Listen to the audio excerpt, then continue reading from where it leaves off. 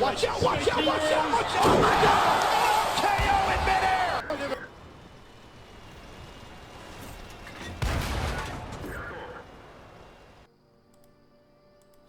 Hey, what's up everyone? And we're here today on Fisherman's Bay, and we're in my new favorite tank, currently favorite tank right now to play. The Draugen Lansen. Some of you, this tank's been out for a while, but it finally hit the premium tech free last week, I believe, and I finally was able to pick it up.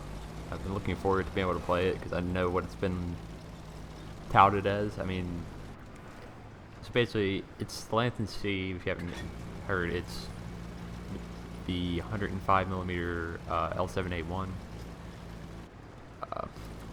which you also see a tier 8 on the Charioteer, which some of you may know has 210 Hesh pen with 480 alpha, and that's the same gun that this thing has, but the difference is instead of only having, I believe, 30 rounds like the Charioteer has, and I've thoroughly enjoyed the Charioteer, but I was so annoyed by the ammo count. You can see this thing has a fun 65 rounds of ammo, so I can carry 30 Hesh rounds. And yeah, I've just been having a blast in this thing. It's hilarious, just slapping people for 480 alpha, especially when you get the top tier matchmaking. But this game on Fisherman's Bay from yesterday is definitely not top tier matchmaking, so we're going to be a little more selective with our round choices this game. I'm starting off with APCR because just slightly more pen. I think it's around 232 pen, something like that. Sounds right.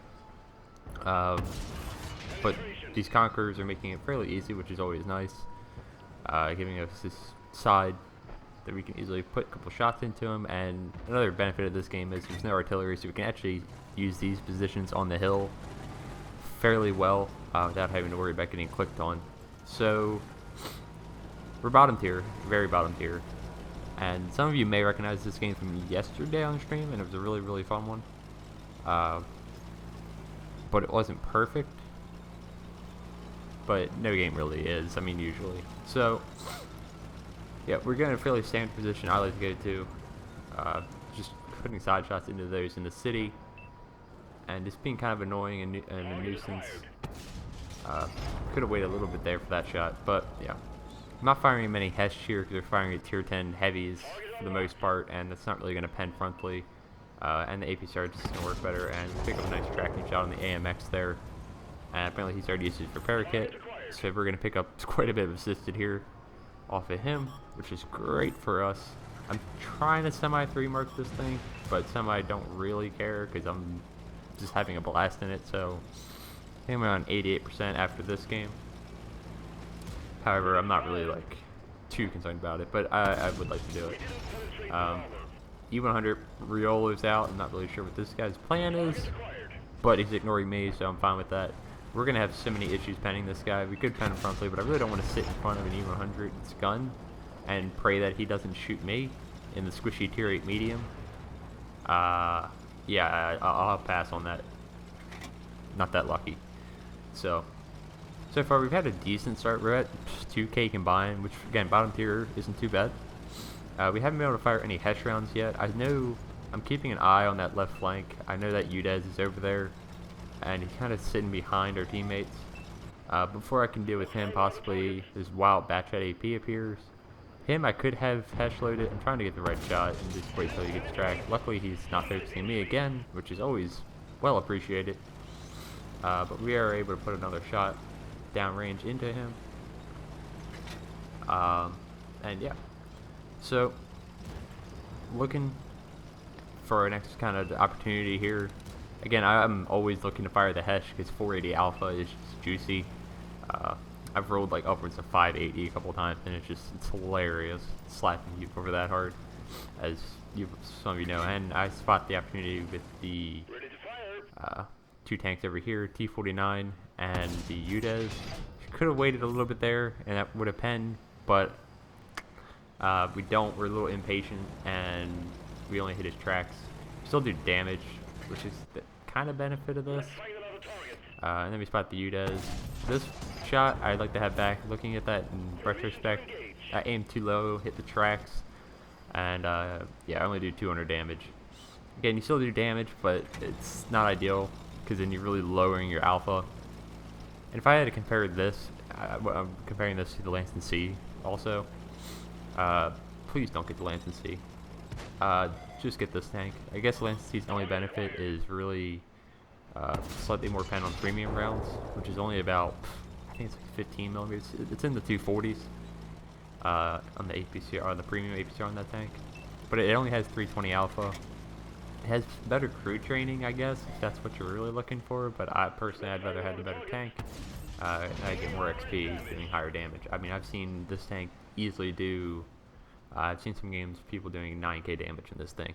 So take that with what you will as we are slapping the UDES for over 400. A couple low rolls actually. 438 is pretty low for the Hesh. And we spot the T49 going in as well. Missed the first shot. I spot that he has 3 marks right there. And I'm like, okay, I want to get this guy out of the game. That'd be really nice. Try to get one more into him. We should be able to kill him, but no, sure enough, we low roll and leave him on 1 sinking hit point. So that's kind of unfortunate. That leaves him in the game and leaves a presumably good player in the game. He's 3 marked with light tank, so I'd rather not have that kind of vision available for the enemy team, especially since we just lost the other flank as well with the UDES 16 behind us. So I'm keeping that in mind, just bearing my time, see if I can pick any shots up before he makes his way over here, and I'm probably going to be the one to deal with him because the rest of our team's engaged in the town with the E5, Waffle, and Jaegru, and T49's fighting around as well. So I'm probably going to be the one that has to deal with that. I'm trying to just maybe track the E5, maybe get a lucky pen if he turns his turret sideways like this, but we don't quite have the DPM or the reload time. It is a very long reload on this for a 105, 10.9 seconds, you can see. But then we spot the T49 going across, and we were able to actually pick up that 1 hit point we were missing earlier. Then we smartly pull back, bounce the UDES somehow. I've gotten some weird bounces on this tank. I'm not saying the armor's consistent. It's really pretty much a paper tank. Now, consistently should kill him there, but that's a mistake. We should have just aimed it, eaten the 1 shot, and then made sure we killed him. But instead, we rush it for some reason. And so what that's going to happen is, yes, we kill him, but he kills our engine for a 2nd time, and now we're super immobile in a medium tank, which isn't great.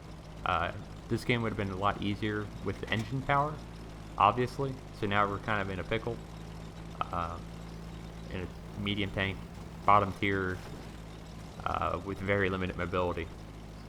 So I just want to kind of extend the engagement here, I had the V-range and try to get a different angle. I see the Waffle kind of falling back here as I get ping, ping, ping, ping, ping, ping, ping, ping, because I'm not doing something apparently accordingly.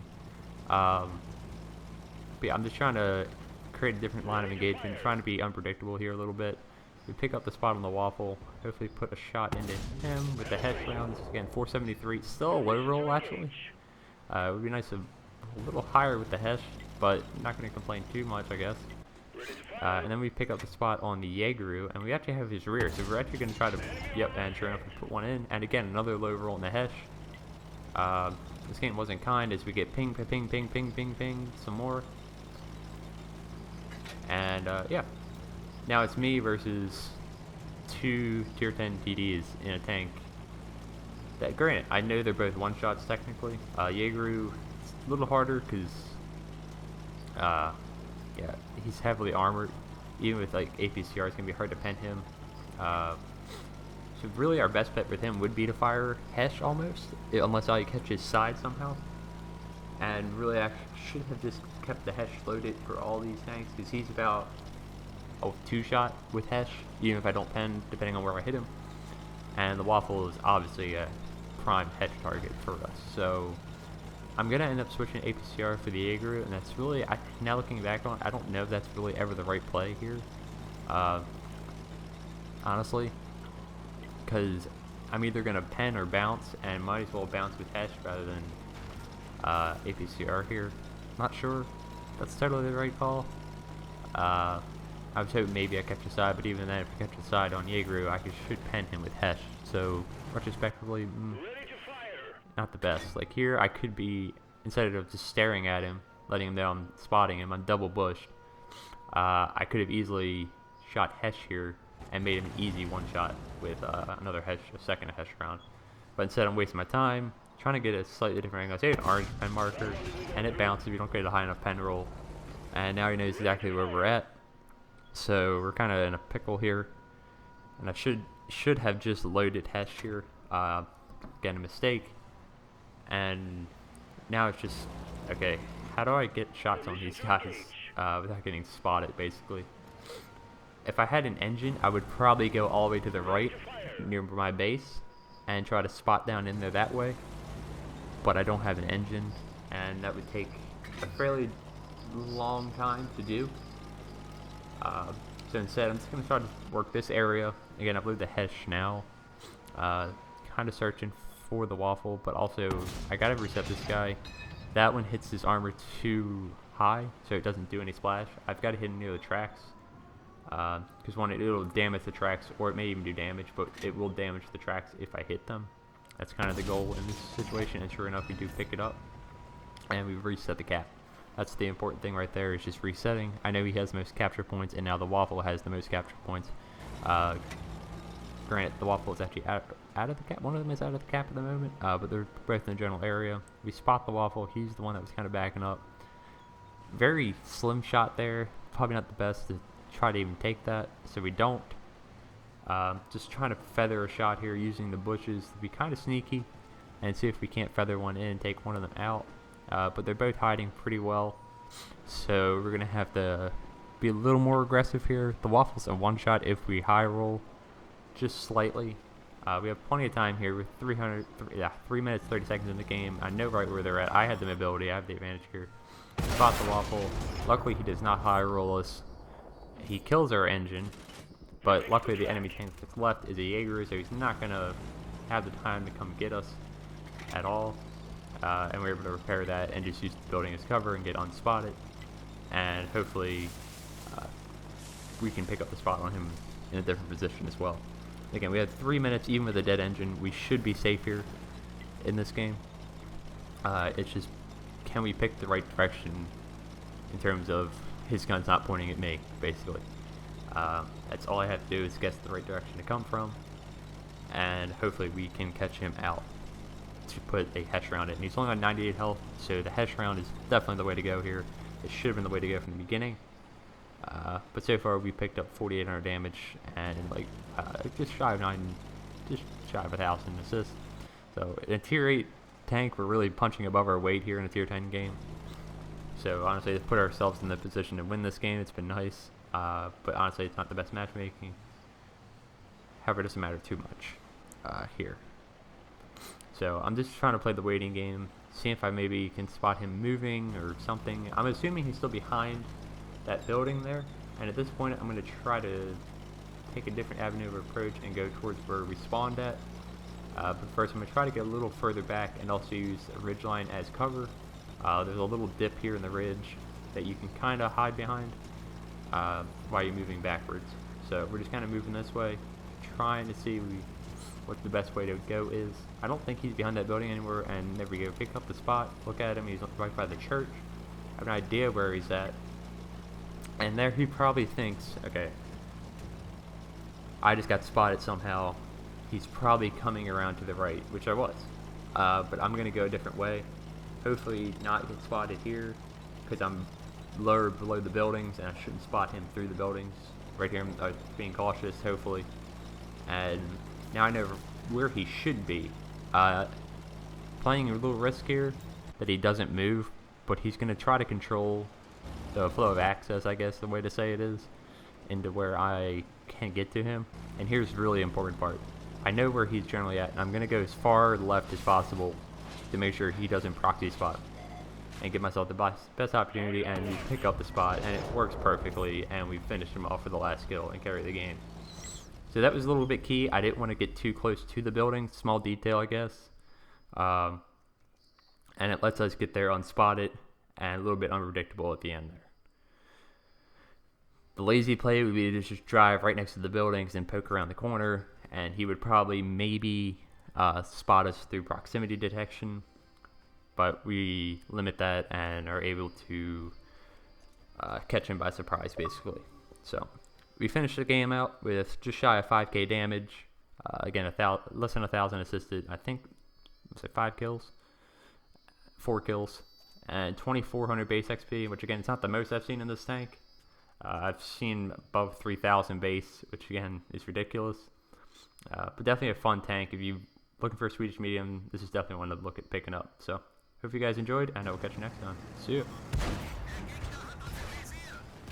you.